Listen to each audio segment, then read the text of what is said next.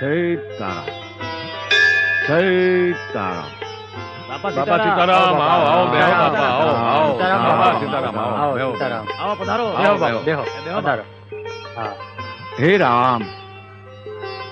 બાપા તમે અમારા બગદાણા ગામમાં આવ્યા, અમારા ગામના ભાગ ઉગડી ગયા. હા બાપા. અમે બધા ધન્ય થઈ ગયા.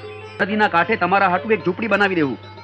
તમે એમાં રહ્યો, મોજ કરો અને અમને હંધાઈને મોજ કરાવો. હા હાલા રહું તો ખરો, પણ એક શરતે.